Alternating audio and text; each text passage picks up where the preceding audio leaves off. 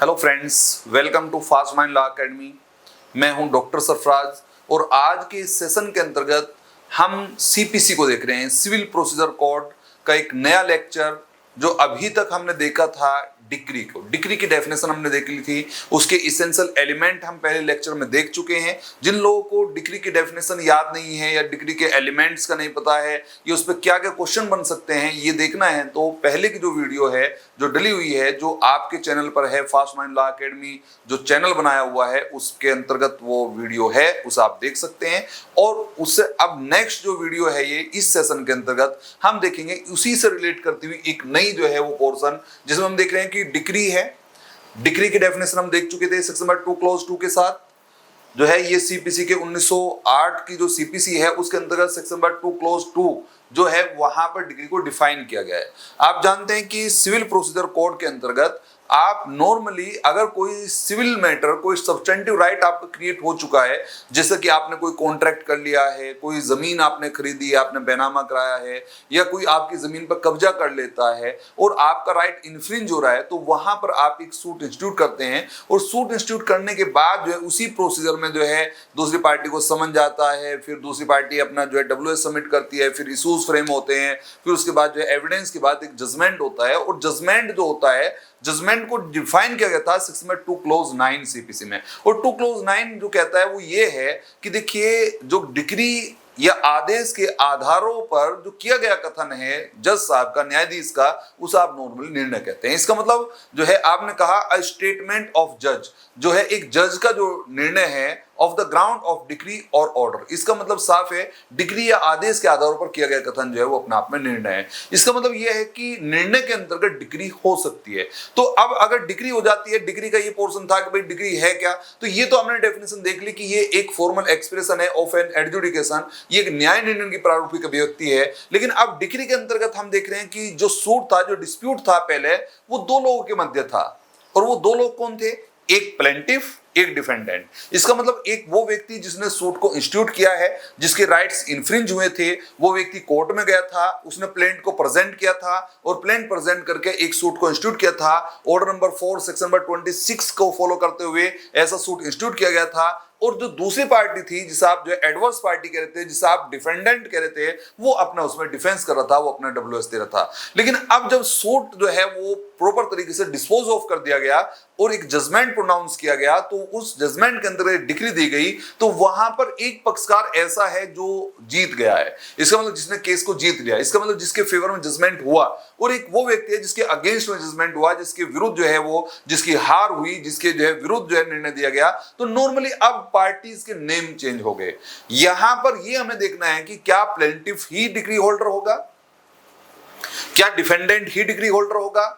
मान लीजिए सूट मैं इंस्टीट्यूट कर रहा हूं और सूट मैंने इंस्टीट्यूट किया है और डिक्री आप किसी और को देने लगे, तो आदमी ये भी कहे भाई मैंने तो सूट दाखिल किया, मैं तो एग्रीड था, मैं तो सूट ही ना लाता अगर आप डिक्री उनके फेवर में देते। तो आपके कहने से ये कुछ नहीं होगा। डिक्री जो है, जो एक्चुअल में जिसका एविडेंस आया होगा, जिसमें जो है अपने बैलेंस ऑफ कन्वीनियंस जो है दिखाई पड़ेगा, जहां पर जो है जस्टिस दिखाई पड़ेगा, वहां पर जो है डिक्री दी जाएगी, उसके फेवर में डिक्री दी जाएगी। तो यहां आज इसके पोर्शन में हम देख रहे हैं कि सूट के इंस्टीट्यूट किए जाने में दो पार्टी होती है, एक प्लेंटिफ, एक डिफेंडेंट।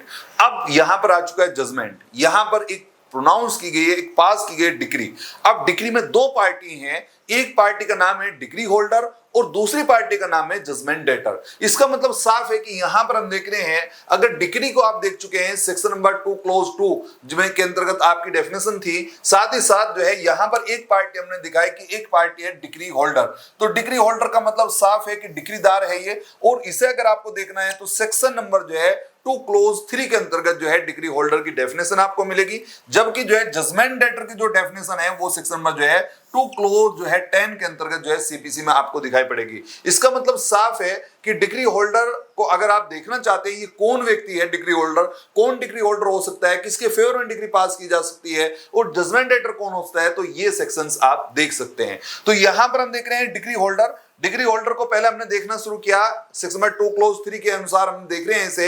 ये कह रहा है कि एनी पर्सन, इसका मतलब यहां पर ये नहीं लिखा हुआ है कि ये जो है प्लेंटिफ होगा, ये डिफेंडेंट होगा, यहां पर लिखा है एनी पर्सन। एनी पर्सन का मतलब वो प्लेंटिफ भी हो सकता है, एनी पर्सन का मतलब वो डिफेंडेंट भी हो सकता है। आपने इस बात को साफ कर दिया, कोई भी पक्ष हो सकता है। ये इसका मतलब इन होज फेवर, जिसके पक्ष में, इसका मतलब जिसके फेवर में a degree has been passed, कोई डिग्री पारित की गई है। इसका मतलब साफ है कि कोई व्यक्ति, चाहे वो प्लेंटिफ हो या डिफेंडेंट, जिसके फेवर में कोर्ट ने डिग्री पारित कर दी है, जिसके फेवर में डिग्री जो है पास कर दी है, और या फिर an order capable of execution has been made, या निष्पादन योग्य कोई आदेश उसके फेवर में दे दिया गया है, तो उसे आप नॉर्मली कहते हैं डिग्री होल्डर। इसे आप कहते हैं कि जो है वाद को जीत गया है, जिसके फेवर में डिग्री दी गई है। ये बात आपने साफ कर दी, ये वाला पोर्शन आपने साफ कर दिया। अब दूसरा पोर्शन ये है, एक है जजमेंट डेटर। जजमेंट डेटर को हम देख रहे हैं, दूसरी पार्टी है ये, दूसरी पार्टी जजमेंट डेटर। इसका मतलब साफ है कि यहां पर ये ऋणी वर्ड से आपको दिखाई पड़ रहा है। ऋणी का मतलब साफ है, कई बार जब आप जो है वर्डिंग का यूज करते हैं, कोई आपके लिए अच्छा काम कर देता है, कोई आपके लिए जो है आपके फेवर में कोई काम करता है, और आप जो है नॉर्मली आप जो है उसे जो है कहते हैं कि भाई मैं आपका ऋणी रहूंगा। ऋणी रहूंगा का मतलब मैं आपका कर्जदार रहूंगा। इसका मतलब साफ है कि मैं इसे जो है समय आने पर चुका दूंगा। तो ये जो पोर्शन है, जो हम एक आम भाषा में जो है अपने लिए प्रयोग करते हैं, उसी प्रकार का ये टर्म है निर्णित ऋणी। इसका मतलब जिसे न्यायालय के द्वारा निर्णित किया है कि आप ऋणी हैं, इसका मतलब साफ है कि आप जो है यहां पर जजमेंट डेटर हैं। इसका मतलब आपके ऊपर लायबिलिटी है, आप पेमेंट करेंगे, आप उसके टाइटल को पूरा करेंगे, आप उसे जो उसका एंटाइटल है उसका हक देंगे। ये बात आपने साफ कर दी। ये पूरा पोर्शन है जजमेंट डेटर का। और ये कौन हो सकता है भाई जजमेंट डेटर? ये डिफेंडेंट ही हो गया, प्लेंटिफ होगा। तो इसके लिए भी आपने साफ कर दिया कि ये भी एनी पर्सन हो सकता है, कोई भी व्यक्ति। एनी पर्सन अगेंस्ट होम, जिसके विरुद्ध, कोई भी व्यक्ति हो सकता है जिसके विरुद्ध a degree has been pass, कोई डिग्री पारित की गई है। इसका मतलब साफ है कि कोई भी व्यक्ति, चाहे प्लेंटिफ हो या डिफेंडेंट हो, जिसके अगेंस्ट में डिग्री पास किया जाए, और an order capable of execution has been made, या निष्पादन योग्य कोई आदेश दिया जाए, उन सब को आप कहेंगे कि वो अपने आप में जजमेंट डेटर है, वो जो है निर्णित ऋणी है। अब राइट किसके पास क्या है? राइट यहां पर जो अगर एग्रीव्ड है, एग्रीव्ड का मतलब जजमेंट डेटर नॉर्मली सामान्य जजमेंट डेटर है, तो उसके पास जो है एग्रीव्ड है, वो पीड़ित है, क्योंकि वो ये कह रहा है कि मेरे पक्ष में तो जो है डिग्री नहीं दी गई, जबकि डिग्री तो मुझे ही मिलनी चाहिए थी, मेरा तो एविडेंस भी है, मेरा तो सारा है, जानबूझ कर मेरे जो है विरुद्ध दी गई है जो है वो एक तरह से डिग्री। तो यहां पर अगर ऐसा कोई निर्णय आता है और आप उससे एग्रीव्ड हैं, ऐसा महसूस करते हैं, तो फिर आप एक नया सूट इंस्टीट्यूट करना चाहें तो आप न्यू सूट इंस्टीट्यूट नहीं कर सकते हैं। क्योंकि अगर जो है आप जानते हैं कि रेस जुडिकेटस आप बार्ड हैं, रेस जुडिकेटस आप बार्ड हैं, तो इसका मतलब प्रांग न्याय का सिद्धांत लागू हो रहा है, तो आप न्यू सूट इंस्टीट्यूट नहीं कर सकते, बल्कि क्या कर सकते हैं, एग्रीड पार्टी के पास ये रहेगा has right to file appeal. इसका मतलब अपील दाखिल कर सकता है, या फिर वो रिव्यू को दाखिल कर सकता है। और अगर अपील और जो है का राइट ही ना हो, और कोर्ट के द्वारा जो है अपने उस जुडिक्शन को एक्सरसाइज में लाया गया हो जिसमें वेस्टेड ही नहीं है, या जो वेस्टेड जुडिक्शन है जिसमें अधिकारिता है, निहित है, उसे वो एक्सरसाइज करने में फेल्योर रहा है, उसका उसने पालन ही न किया हो, उसका जो है प्रयोग न किया हो, तो इसका मतलब साफ है कि फिर आप रिवीजन में जा सकते हैं। सेक्शन नंबर 115 जो है वो सीपीसी आपको दिखाएगा, वहां पर आप रिवीजन दाखिल कर सकते हैं। तो इसका मतलब एग्रीव्ड के पास तो ये राइट है कि वो अपील में चला जाए, वो रिव्यू दाखिल कर ले, या अपील का राइट ही नहीं है तो वो रिवीजन में चला जाए। ये पोर्शन आपने साफ कर दिया। लेकिन साथ ही साथ डिग्री होल्डर के पास भी राइट है कि वो क्या पोर्शन फॉलो करे, वो यहां पर execution of degree, execution of degree,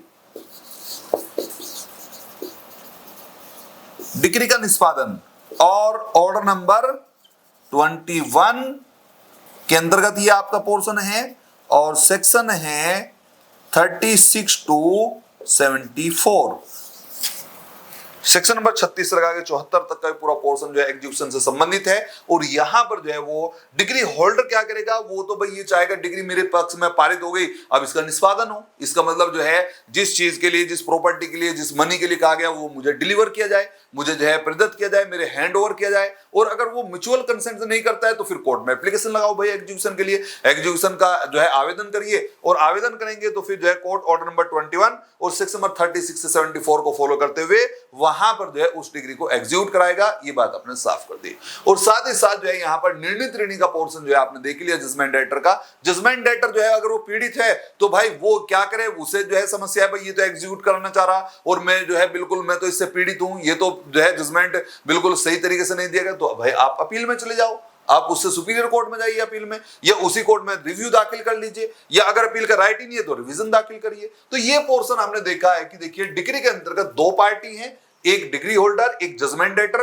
दोनों के सेक्शन हमने देख लिए, 2 क्लोज 3 में है, एक का 2 क्लोज 10 में है। डिग्री होल्डर किसे कहेंगे, जजमेंट डेटर किसे कहेंगे, और दोनों क्या क्या राइट को जो है वो यूज करेंगे, वो क्या प्रयोग करेंगे, ये दोनों चीजें भी हमने देख ली हैं। इस प्रकार जो है डिग्री होल्डर और जो है जजमेंट डेटर का पूरा पोर्शन आपका समाप्त हुआ। आप इसे बढ़िया तरीके से देखिए और जो है शेयर कर दीजिए, लाइक करिए। जो भी आपके जानने वाले हैं उन्हें चैनल से जोड़िए। Thank you.